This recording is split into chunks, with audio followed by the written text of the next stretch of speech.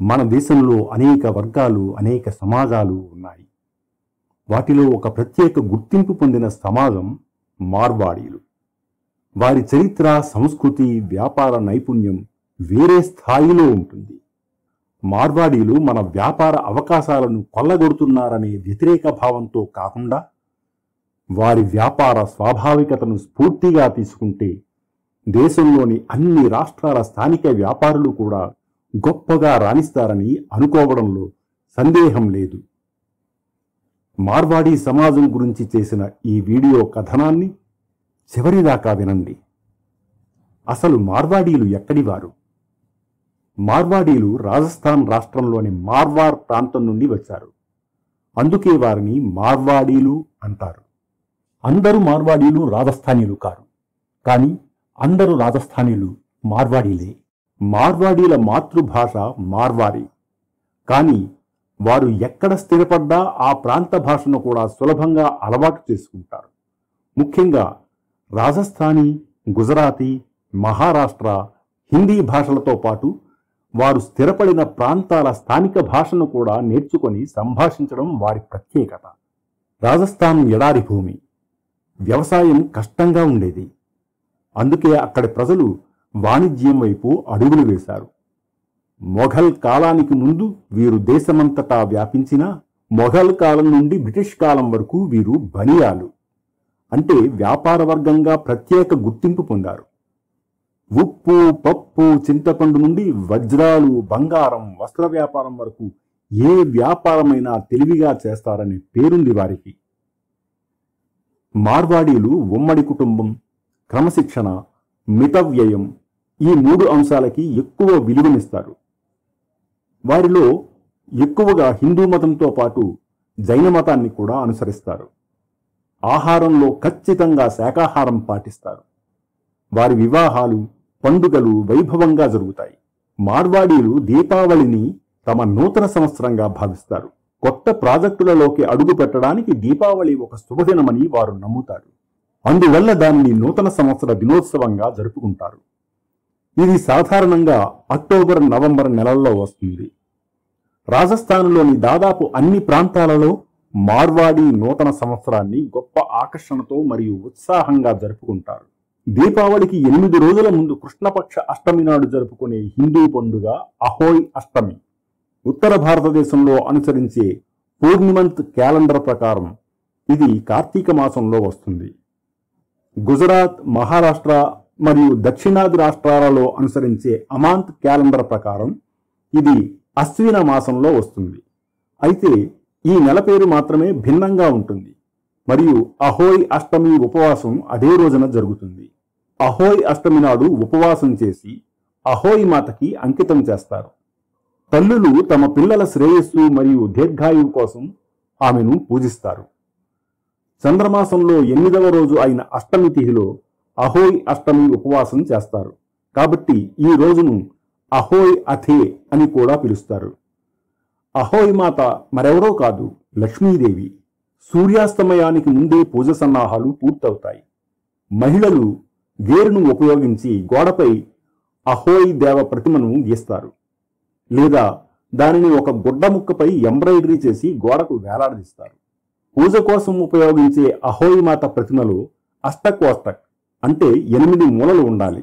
ఎందుకంటే పండుగ అష్టమి తిథితో ముడిపడి ఉంటుంది. ఈ చిత్రంలో అహోయ్ దేవతతో పాటు చిన్నపిల్లల చిత్రాలు మరియు సింహం ఉన్నాయి. దీపావళి, అహోయ్ పండుగలతో పాటు హోళీ, రాఖీ పండుగలు వీరు బాగా జరుపుకుంటారు.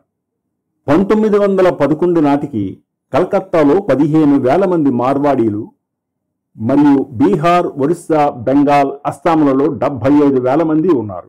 ఆ తర్వాత వారు స్వదేశీ బ్యాంకింగ్ రంగంలో తమ ఆధిపత్యాన్ని స్థాపించారు. 1870 నుండి 1900 వరకు బ్రిటిష్ కాటన్ వస్త్ర దిగుమతి సంస్థలకు బనియాలు అనివార్యమయ్యాయి.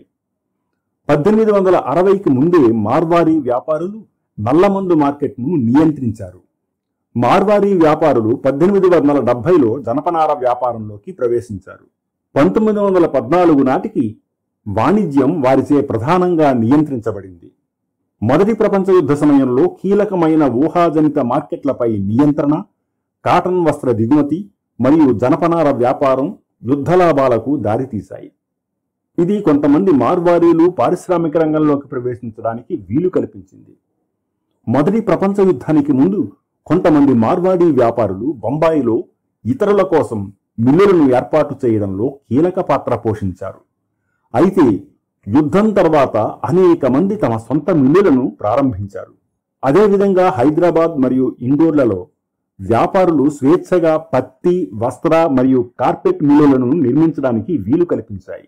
1857 నుండి 1918లో మొదటి ప్రపంచ యుద్ధం ముగిసే వరకు ఉన్న కొద్ది కాలంలోనే కలకత్తాలో 15,000 కంటే తక్కువ మంది మార్వారీల చిన్న సమూహం ఓడరేవు నుండి వ్యాపారం ప్రారంభించింది.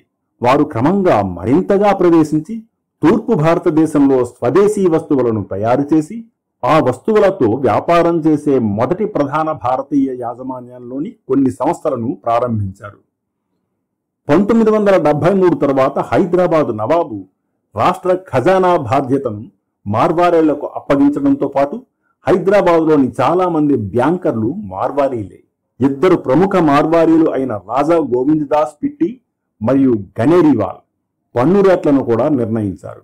శ్రీచంద్ హైదరాబాదుకు ప్రసిద్ధి చెందిన బ్యాంకర్. అతని సంస్థ సేత్ శ్రీచంద్ రఘునాథ్ దాస్ కు అనేక శాఖలు ఉన్నాయి. 19వ శతాబ్దం చివరి నాటికి చాలా మంది మార్వారీలు బ్రిటిష్ వారికి బ్యాంకర్లుగా మారారు. మీర్జామల్ పొద్దార్ మహారాజా రంజిత్ సింగ్ కు చాలాసార్లు రుణాలు మంజూరు చేశారు. రియాన్వాలే సేత్ మరియు బన్సీలాల్ అబీర్ చంద్ పంజాబ్లోని అనేక జిల్లాలలో బ్రిటిష్ వారికి కోశాధికారులుగా పనిచేశారు. రాయ్ బహదూర్ రామచంద్ర మంత్రి చైనాలో తన సొంత వ్యాపారాన్ని కొనసాగిస్తూ యాంగ్టుంగ్ మరియు ఝాన్సీలలో బ్రిటిష్ ట్రేడ్ ఏజెన్సీకి బ్యాంకర్గా ఉన్నారు. సిహెచ్ కొస్వేట్ జబల్పూర్కు చెందిన సేత్ గోకుల్దాసును సెంట్రల్ ప్రావిన్సులలో అత్యంత సంపన్న బ్యాంకర్గా గుర్తించారు. మార్వారీ బ్యాంకర్లు ఉత్తర భారతదేశంలోని దాదాపు ప్రతి నగరంలోనూ తమను తాము స్థాపించుకున్నారు. ఇండోర్లోని ప్రముఖ బ్యాంకర్లలో స్వరూప్ చంద్, హుకం చంద్ కూడా ఉన్నారు. మహారాష్ట్రలో బన్సీలాల్ అబీర్ చంద్ అత్యంత ప్రముఖ బ్యాంకర్గా గుర్తింపు పొందారు. నాగపూర్ బ్యాంకును ఆయన స్థాపించారు.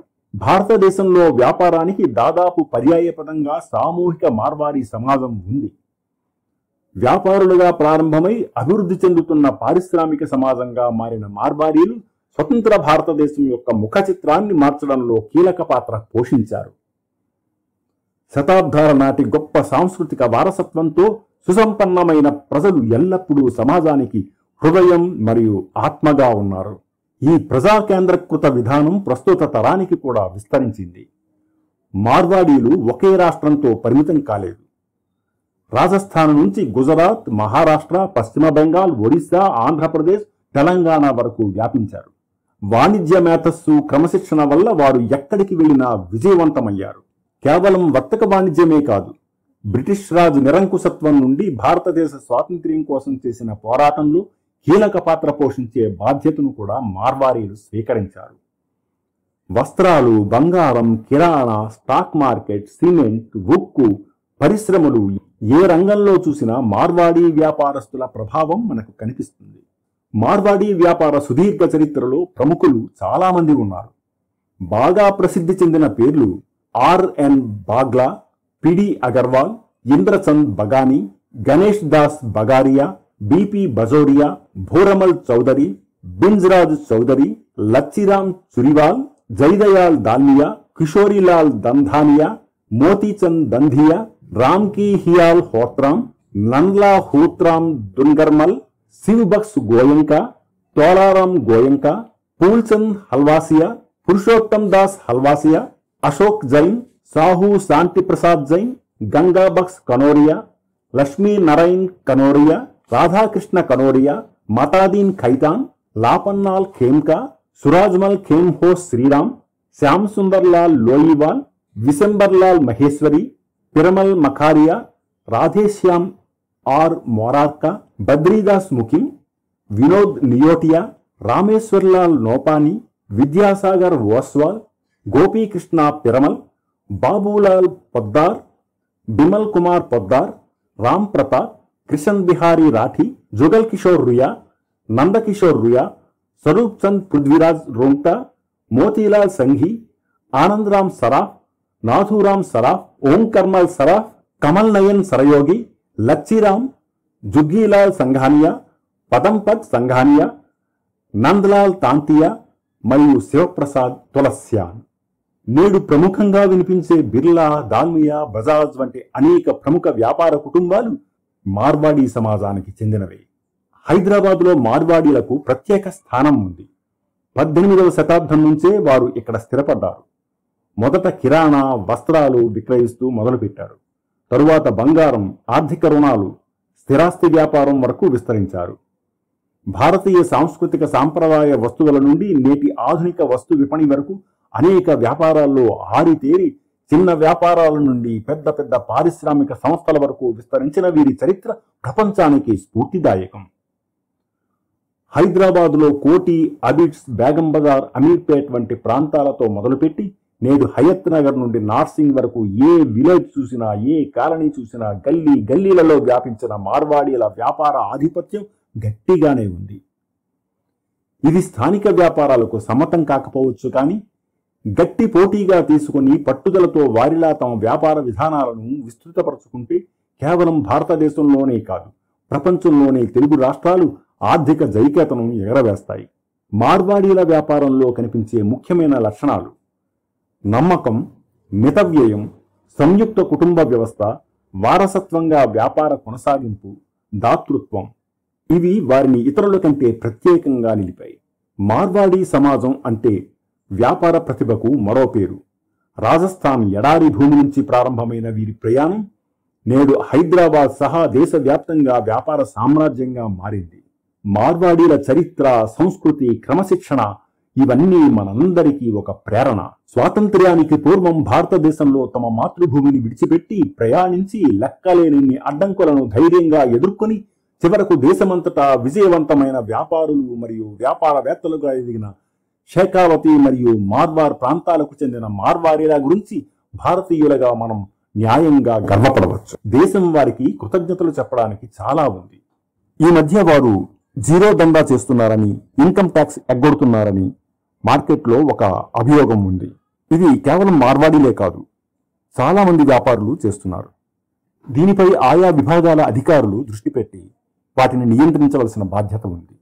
ఈ వీడియో మీకు నచ్చినట్లయితే లైక్ చేయండి, షేర్ చేయండి. ధన్యవాదాలు.